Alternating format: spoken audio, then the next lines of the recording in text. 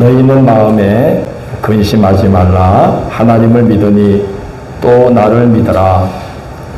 이 말씀은 생활 속에서 자주 되뇌이게 되는 말씀입니다. 세상살이가 만만치 않아서 막막한 심정이 될 때가 많습니다. 그럴 때 너희는 마음에 근심하지 말라. 하나님을 믿으니 또 나를 믿어라. 이 말씀을 조용히 읊조리기만 해도 마음에 평안이 회복됩니다. 성경은 근심을 가리켜서 마귀의 올무다 그렇게 말합니다. 마귀가 우리를 삼키려고 쳐놓은 덫이 바로 근심함으로 염려하는 것입니다. 바울 사도는 고린도후서 7장 10절에서 하나님의 뜻대로 하는 근심은 후회할 것이 없는 구원에 이르게 하는 회개를 이루는 것이요 세상 근심은 사망을 이루는 것이니라고 말합니다. 마귀가 세상에 속한 근심으로 덫을 놓아 우리 영혼을 삼키려고 한다는 것입니다. 근심, 걱정, 염려를 벗어나서 마음 편히 살아보는 것은 모든 사람들의 공통된 소망일 것입니다. 어떻게 하면 그렇게 살 수 있을까 하여서 노심초사하며 돈을 벌고 지위 상승을 꾀하고 갖가지 노력들을 합니다. 성경 말씀에 있듯이 염려 없는 삶을 살고자 육신의 소망 또 안목의 정욕 이생의 자랑을 줬습니다. 그런데 원하던 것들을 얻고 바라던 자리에 올랐다 해도 염려에서 자유해지느냐? 이상하게도 좀 더 안전하고 마음 편한 삶을 위해 이루고자 했던 것들이 오히려 더 염려, 걱정, 근심에 매이게 할 때가 많습니다. 지금 인터넷망이 온 세계를 하나로 연결하고 있는데 희한하게 사람들은 더 외로워지고 있고 좀 더 시간을 벌어보려고 고속도로를 깔고 고속철도를 놓았는데 사람들의 삶을 초고속으로 바삐 움직이게 하고 또 여유가 없는 삶으로 내몰리고 있는 현실입니다. 전도서 5장을 보면 자기에게 해가 되도록 많은 소유를 얻고자 집착하는 사람을 예로 들면서 일생을 어두운 데서 먹으며 많은 근심과 질병과 분노가 그에게 있느니라고 말합니다. 염려에서 자유해지기 위해서 추구하는 것들이 오히려 더 그를 염려에 매이게 하고 있다는 것입니다. 왜 그럴까요? 막상 바라던 것들을 얻어도 염려에서 놓이게 되지 않기 때문에 그런 것입니다. 전도서 1장 7절에 그 상황이 참 절묘하게 비유되어 있습니다. 이렇게 기록되어 있어요. 모든 강물은 다 바다로 흐르되 바다를 채우지 못하며 라고 기록되어 있습니다. 솔로몬이 어느 날 가만히 살펴보니까 모든 강이란 강들이 다 바다로 향해 있고 그 바다로 강물들이 쉬지도 않고 흘러 들어가는데 아무리 지켜봐도 바다가 넘치는 법이 없다는 거예요. 항상 똑같이 강물이 흘러 들어가도 바다는 그대로 있다는 거죠. 솔로몬이 깨달은 건 사람도 그와 똑같아서 눈은 보아도 족함이 없고 귀는 들어도 가득 차지 않으며 그 삶을 아무리 많은 소유를 채운다고 하더라도 그 마음에 만족이 넘치는 법이 없는 거구나 하고 깨달은 것입니다. 잠언 30장을 보면 아굴이라는 지혜자가 이런 말을 합니다. 세상에 족한 줄을 알지 못하는 것 서너 가지가 있는데 그 중에 하나가 서울, 엄부다라는 것입니다. 여러분, 엄부라는 것이, 지옥이라는 것이 얼마나 많은 사람들이 그 엄부로 던져졌습니까? 그런데 그 엄부가 지금까지 그 중에 한 사람이라도 다시 세상에 내준 적이 없다는 겁니다. 앞으로도 엄청나게 많은 사람들이 엄부로 던져질 텐데 앞으로도 엄부가 삼킨 사람을 다시 세상에 보낼 일은 아마 전혀 없을 겁니다. 사람 마음은 그렇게 끝없이 만족할 수가 없다는 거죠. 엄부가 사람들로 채워줘도 만족하지 않고 사람을 원하듯이 사람의 마음이 그와 같이 만족을 모른다는 것입니다. 그런데 하나님은 바로 그런 사람들의 마음을 사용해서 걱정, 근심, 염려를 통해서 택한 자들을 믿음으로 이끌고 택한 자들로 하여금 기도를 경험하게 하신다는 겁니다. 참 감사하죠. 마귀는 염려를 올무로 사용해서 사람들로 하여금 세상 근심에 매이게 하고 사망으로 이끌지만, 하나님은 이 염려라는 것을 통해서 택한 자들로 하여금 믿음의 길을 걷게 하시고 기도하게 하신다는 거예요. 그래서 하나님은 택한 자들로 하여금 염려를 통해서 믿음과 기도를 경험하게 해주신다는 거예요. 참 감사한 일입니다. 그리스도인은 그러므로 염려할 수밖에 없는 상황이 생기면 기도하면서 믿음으로 이겨나가게 되어 있습니다. 모든 염려, 근심, 걱정에서 진정으로 자유하게 되는 비결은 믿음이라고 오늘 말씀하고 있습니다. 그래서 예수님은 제자들에게 너희는 마음에 근심하지 말라. 그리고 나서 하신 말씀이 하나님을 믿으니 또 나를 믿으라 하고 믿음을 북돋아 주십니다. 오늘 주일학교 때 이 설교를 했더니 집에 들어가서 한겸이가 대뜸 물어요. 아빠, 설교를 듣다 보니 내가 믿음이 없나 봐. 왜? 했더니 난 또 근심하고 있어. 왜? 이번에 시험이 안 되고 나니까 걱정이 많아졌어. 그러는 거예요. 어떻게 하면 근심을 안 할 수 있을까? 내가 그랬죠. 또 한 가지 덧붙이더라고요. 아빠도 노후를 걱정하고 있지 않아? 그래서 제가 대답했어요. 근심을 하지 않는 건 사람이 아니다. 당연히 근심한다. 예수님이 하신 말씀은 근심에 매이지 말라는 거다. 걱정 안 할 수가 어떻게 있겠어요, 사람이. 그러나 예수님이 하신 말씀은 믿음으로 이겨내고 걱정에 매이지 말라는 거예요. 근심 때문에 염려에 빠져들지 말라는 거예요. 그게 마귀의 뭐라고요? 올무라는 거예요. 여러분, 올무는 심성의 몸 전체를 사로잡는 거 아닙니다. 노루나 사슴의 뭐만 붙잡죠? 발목만 탁 붙잡아요. 그럼 그것으로 그를 죽입니다. 염려에 빠지는 것은 마귀의 올무이지요. 그래서 예수님은 제자들에게 믿으라고 권고하시며 첫 번째로 하나님을 믿어라 이렇게 권고합니다. 제자들은 지금 공황 상태에 빠져 있지 않겠습니까? 예수님이 이따금 말씀하셨던 십자가 순환의 때가 지금 바로 눈앞에 닥쳐왔다는 것을 제자들은 직감합니다. 가룟 유다가 배반할 것을 말씀하시자 가룟 유다가 굳은 표정으로 자리를 박차고 나갔습니다. 이어서 예수님이 베드로에게 네가 오늘 밤 세 번 나를 모른다고 부인할 거라고 말씀하셨습니다. 우리가 제자로서 그날 저녁에 그 식사 자리에 있었다면 얼마나 마음이 착잡하고 걱정이 되겠습니까? 예수님이 안 계신데 제자 공동체가 유지될 수 있을까? 내가 모든 걸 버리고 예수님을 따랐는데 이제 나는 앞으로 어떻게 해야 될 것인가? 얼마나 근심이 되었을까요? 걱정하지 않으면 사람이 아니지요. 걱정했을 겁니다. 그러나 예수님은 제자들을 향해서 하나님을 믿어라. 그리고 하신 말씀이 내 아버지 집에 거할 곳이 많도다. 그렇게 말씀합니다. 본래 이 말씀을 하시면 본향을 바라보라고 말씀하신 거예요. 우리 헤어져도 아버지 집에서 다시 만날 거라는 거예요. 잠시 있다가 떠나갈 땅의 처소에 미련을 두지 말고 하늘의 처소에 소망을 두라고 말씀하시는 거예요. 예수님은 지금 제자들에게 너희가 갈 곳이 있고 갈 곳을 내가 가서 마련할 것이고 너희에게는 갈 곳이 마련되어 있다라고 말씀하는 것입니다.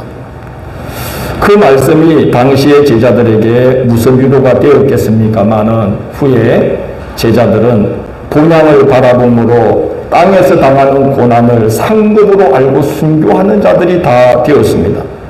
히브리서 11장은 믿음의 선조들이 고난을 이겨낸 힘이 본향에 대한 믿음과 본향을 바라보는 소망에 있었다라고 증거하고 있습니다. 그들이 나온 바 본향을 생각하였더라면 돌아갈 기회가 있었으려니와 그들이 이제 더 나은 본향을 사모하니 곧 하늘에 있는 것이라. 그리스도를 위하여 받는 수모를 애굽의 모든 보화보다 더 큰 재물로 여겼으니 이는 상주심을 바라봄이라고 히브리서 11장은 말하고 있습니다. 오늘 우리가 세상에 골몰하여 살아오다가 오늘 이렇게 아버지의 집에서 예배를 드리고 있습니다. 여러분, 이 자리는 성전은 하늘 아버지 집의 모형입니다. 우리는 오늘 하늘 아버지의 모형, 장차 가서 하늘에서 우리가 거하게 될 그 자리에 모형이 되는 곳에 앉아서 우리가 예배드리고 있습니다. 예배를 드리는 중에 본향을 바라보는 믿음과 소망을 얻게 되기를 바랍니다. 그리고 내 아버지 집에 거할 곳이 많다 하는 이 말씀은 하나님의 무궁무진한 섭리와 능력을 바라보게 하시는 말씀이기도 합니다. 시편 139편 17절 18절에서 다윗은 하나님의 무궁무진한 섭리와 능력을 이렇게 노래합니다. 하나님이여, 주의 생각이 내게 어찌 그리 보배로우신지요, 그 수가 어찌 그리 많은지요. 내가 세려고 할지라도 그 수가 모래보다 많도소이다. 우리 하나님께는 수가 많다는 거예요. 모래보다 많다는 거예요. 제자들이 근심할 수밖에 없는 상황에 놓여 있는데도 예수님은 제자들에게 근심하지 말고 하나님을 믿으라고 말씀하셨는데, 그렇게 말씀하신 이유는 당신이 없는 상황에서 하나님께서 제자들에게 어떻게 역사하실지 다 아시기 때문입니다. 그래서 요한복음 16장 7절을 보면 예수님이 이렇게 말씀하셔요. 내가 너희에게 실상을 말하노니 내가 떠나가는 것이 너희에게 유익이라. 내가 떠나가지 아니하면 보혜사가 너희에게로 오시지 아니할 것이요, 가면 내가 그를 너희에게 보내리니. 그렇게 말씀합니다. 예수님은 당신이 제자들을 떠나더라도 하나님께서 다 그들을 인도할 거라는 것을 알고 계셨어요. 그래서 하나님, 내 아버지 집에는 거할 곳이 많다는 거예요. 하나님께는 다 길이 있습니다. 하나님께는 다 방법이 있습니다. 하나님께는 우리를 위해서 예비해 놓은 것이 무궁무진합니다. 하나님께는 다 길이 있습니다. 하나님께는 다 방법이 있습니다. 하나님께는 우리를 위해 예비해 놓으신 것이 무궁무진합니다. 하나님께는 다 길이 있습니다. 하나님께는 다 방법이 있습니다. 하나님께는 우리를 위해 예비해 놓으신 것이 무궁무진합니다. 내 아버지 집에는 거할 곳이 많습니다. 우리 아버지는 능력이 딸리는 분이 아니고 사랑이 인색한 분이 아닙니다. 내 아버지 집에는 거할 곳이 많습니다. 우리 지방에 목사님 한 분이 전도사님 때는 설교를 막 떨면서 하더니 이번에 교육자회의 때 그 목사님이 설교를 하셨는데, 하나님은 우리의 능력이 되십니다. 근데 목사님들이 피곤하셨는지 아무도 아멘 안 하니까 그 말을 한 몇 번 하시더라고. 그래서 내가 이제 저분이 관록이 붙었구나. 처음에 전도사 때 막 떨면서 땀을 흘리면서 하더니 이제 반응이 없으니까 3번, 4번. 네, 하나님께는 다 길이 있습니다. 할렐루야. 하나님께는 다 방법이 있습니다. 하나님께는 우리를 위해 예비해 놓으신 것이 무궁무진합니다. 우리 아버지 집에는 거할 곳이 많습니다. 중요한 것은 우리가 그분께 믿음을 드리는 것입니다. 그분을 그렇게 믿어드리는 겁니다. 우리 하나님께는 거할 곳이 많다는 것을 우리가 믿는 겁니다. 범사에 그의 주권을 인정하고 그를 높이고 그의 인도하심을 믿고 기다리는 것입니다. 잠언 3장 5절 6절은 말합니다. 너는 마음을 다하여 여호와를 신뢰하고 내 명철을 의지하지 말라. 너는 범사에 그를 인정하라. 그리하면 그가 내 길을 지도하시리라. 그랬습니다. 잠언 16장 3절은 말합니다. 너의 행사를 여호와께 맡기라. 그리하면 내가 경영하는 것이 이루어지리라. 말씀합니다. 이번에 잠언을 읽어보니까 잠언 21장 1절에 참 정말 기가 막힌 말씀이 있었어요. 왕의 마음이 여호와의 손에 있음이 마치 보물과 같아서 그가 힘으로 인도하시느니라, 그렇게 기록되어 있었습니다. 여러분, 보가 뭐죠? 논 옆에 옛날에 비상용으로 물을 가두어 놓는 것이 보입니다. 농부가 가물 때에 이제 보를 터서 그 보물을 논으로 댑니다. 논으로 댈 때에 농부가 그 물을 허투루 논 아닌 곳으로 가게 하는 법이 없습니다. 제가 상림에도 보니까 연밭이, 옛날에 연밭이 한 1km나 있었잖아요. 거기 그 관리하는 분이 두산마을 그 젊은 분인데, 그분이 그 얼마나 보물을 잘 냈는지 저 물레방아에 있는 논에서부터 저 주차장 가까이까지 있는 논으로 보물을 대는데, 연밭에 세상에 뭐 물이 딴 데로 흘러갈까봐 서레트를 올려놓고 그 위에 비료 포대를 깔고, 그렇게 해서 또 논둑을 터고, 그 다음에 또 이쪽 논둑으로 또 그렇게 해가지고 터고, 그래서 차례차례 그 물레방아서부터 내려오는 물이 저 주차장 연방까지 다 내려가도록 물꼬를 터는 것을 봤어요. 알아서 해주는 거예요. 벼는 가만히 있지만 농부가 힘으로 알아서 물기를 다 내는 겁니다. 우리가 하나님의 손 안에 우리 마음이 꼭 쥐어져 있으면, 그 말은 우리가 하나님을 신뢰하고 하나님을 믿고 그렇게 하나님을 바라보면서 우리의 마음이 주의 손 안에 꼭 쥐어져 있으면, 농부가 보물을 힘으로 다 물꼬를 내듯이 우리의 인생길을 친히 힘으로 하나님이 알아서 인도해 주신다는 거예요. 우리 하나님은 아버지의 집에는 거할 곳이 많고 그에게는 능력이 무궁무진하시고 사람도 인색하지 않으십니다. 문제는 우리가 그분을 그렇게 믿는 겁니다. 그렇게 믿어드리는 겁니다. 그러면 주님이 우리의 그 길을 친히 인도해 주시는 겁니다. 예수님은 제자들에게 하나님을 믿으니 또 나를 믿으라고 하셨습니다.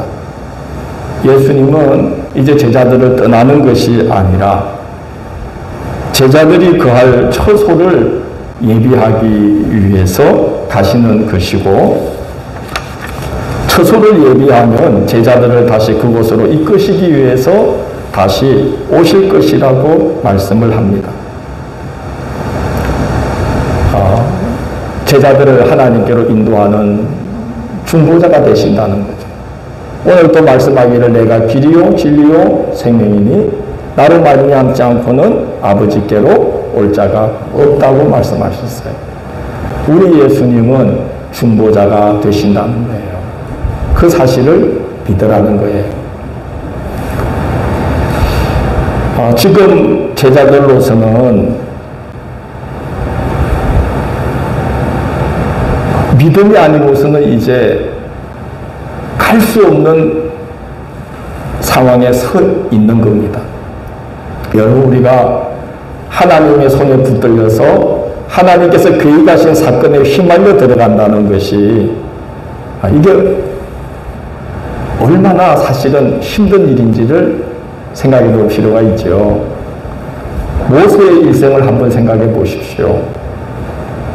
생각지도 못했던 사건으로 들어가요. 다윗을 한번 보십시오. 그가 감당할 수 없는 상황 속으로 들어갑니다. 하나님의 손에 붙들려서 하나님께서 계획하신 사건으로 휘말려 들어간 그들의 삶은 사실은 막막함과 두려움의 연속이었어요. 믿음이 아니고서는 통과할 수 없고 믿음으로 발을 내딛는 것 외에는 달리 할 것이 전혀 없는 그런 길을 걸어가야 했습니다. 제자들이 지금 바로 그런 상황에 놓여 있는 거예요. 이제부터는 주님이 곁에 계시지도 않습니다. 예수님이 눈에 보이지 않습니다. 이제 제자들은 믿음이 아니고서는 감당할 수 없으며 믿음 외에는 믿는 것 외에는 예수님의 이 말씀을 믿는 것 외에는 아무것도 할 수 없는 상황에 놓여 있는 거예요. 그 상황에서 그들에게 믿음은 어떤 것이 없겠습니까? 어떤 믿음이 없겠어요? 그것은 예수님이 하신 말씀과 약속을 믿는 거예요.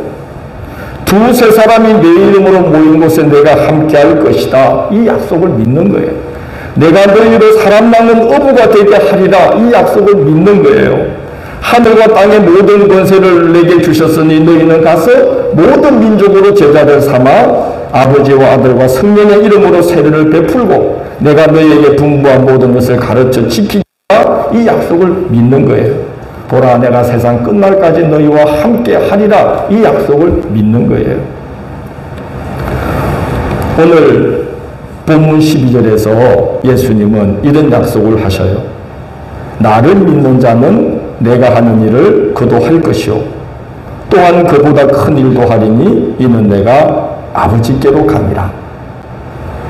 오늘 주일학교 때 이 말씀 나누면서 여러분 우리 주님이 이렇게 약속하셨어요. 주님을 믿는 자는 주님이 하는 일을 할 것이요 그랬습니다. 여러분 그렇게 믿습니까? 그러니까 애들이 고개를 할 수 없다는 거예요. 우리가 감히 어떻게 주님 같은 일을. 근데 그보다 더 큰 일도 한다고 그랬는데 여러분 안 믿어지나요? 그러니까 애들이 안 믿어지죠. 우리가 어떻게 예수님 같이 일을 할 수 있어요? 어떻게 그보다 더 큰 일을 할 수 있겠어요? 그러나 참 놀랍게도 제자들은 몇 년이 지난 후에 예수님이 말씀하신 대로 되었어요. 예수님은 기껏 이스라엘 밖으로 나가본 것은 이스라엘에 바로 붙어있는 두로와 시돈까지 가셔서 복음을 전한 게 전부잖아요. 그런데 베드로는 당시 로마 제국의 중심인 로마에서 복음을 전하다가 순교했어요. 오늘 이 요한복음을 기록한 사람, 요한복음의 저자가 누구죠? 요한이잖아요. 이 요한은 어부였잖아요. 베드로도 어부, 요한도 어부. 근데 이 요한은 로마 제국의 4대 도시 중에 하나인 에베소에서 100세 가까이 목회하면서 교회들이 다 핍박당할 때에 끝까지 교회를 지키면서 그 헬라 사람들에게 이방인들에게 어떻게 하면 예수님을 전할 수 있을까 고민하면서 그 복음을 헬라어로 기록을 해서 사람들에게 전했어요. 그게 요한복음이에요. 읽어보면 이 사람이 정말 어부가 맞나 싶을 정도로 복음에 대한 진리가 깊이가 있고 당시 헬라 사람들의 생각을 알고 그들이 복음을 받아들일 수 있도록 복음을 잘 전하고 있는 모습을 봅니다. 정말 예수님이 하신 말씀대로 예수님이 하시는 일을 하고 예수님이 하지 못했던 그 일들을 땅끝으로 가서 예수님의 뜻을 받들어 전하는 제자들이 된 것을 우리가 압니다.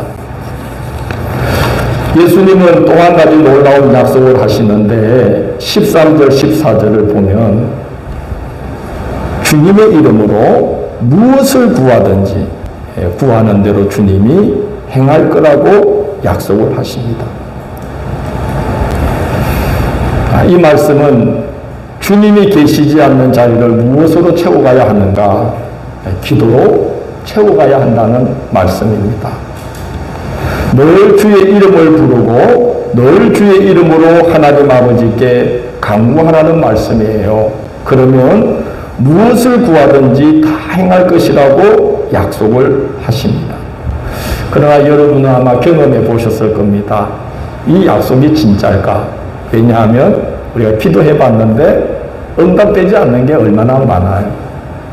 근데 오늘 예수님은 내 이름으로 라고 말씀하셨고 그렇게 함으로 나로 말미암아 아버지가 영광을 받게 하라고 말씀하셨어요. 이 말씀은 우리가 마음에 소망하는 것, 우리가 욕심으로 구하는 것들을 다 구한 다음에 거기다가 예수님 이름만 갖다 붙이라는 말이 아니라 주님의 이름을 정말 높이는 삶을 살아가면서 주님의 이름으로 기도하라는 거예요.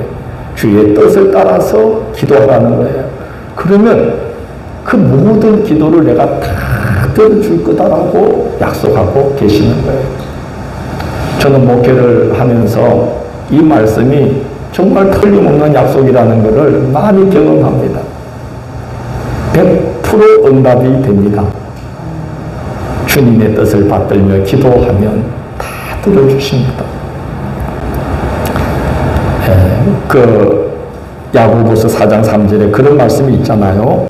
얻지 못하면 구하지 않기 때문이요 구해도 얻지 못하면 정력으로 쓰려고 잘못 구함이라 이렇게 말씀하고 있습니다. 우리가 정력으로 구하고 그리고 주님의 이름을 갖다 대는 그런 식의 기도가 아니라 주님의 뜻을 받들어서 그래서 우리의 기도가 하나님께 영광을 돌려드리는 하나님의 영광을 나타내게 되는 그런 기도의 삶을 살면은 주님이 그 기도를 다 응답해 주신다는 거예요. 우리가 근심하지 않을 수 없는 삶을 살고 있지만 근심할 수밖에 없는 그 상황을 통해서 하나님은 우리로 하여금 믿음을 체험하게 하시고 약속의 말씀을 의지하여 기도하는 삶으로 이끄십니다. 중요한 사실은 믿음으로 기도하면서 살아야만 근심에서 자유해진다는 겁니다. 세상의 어떤 것으로도 우리는 근심에서 자유할 수가 없습니다. 그러나 근심할 수밖에 없는 상황에서도 하나님을 믿고 예수님의 약속하신 말씀을 의지하고 믿음으로 그리고 주의 뜻대로 주의 뜻을 따라 그의 이름으로 기도하며 살아갈 때에 근심할 수밖에 없는 상황에서도 근심하지 않고 살아갈 수 있는 그런 구원받은 삶을 우리에게 허락해 주시는 것입니다. 그래서 성경은 의인은 믿음으로 말미암아 살리라고 했습니다.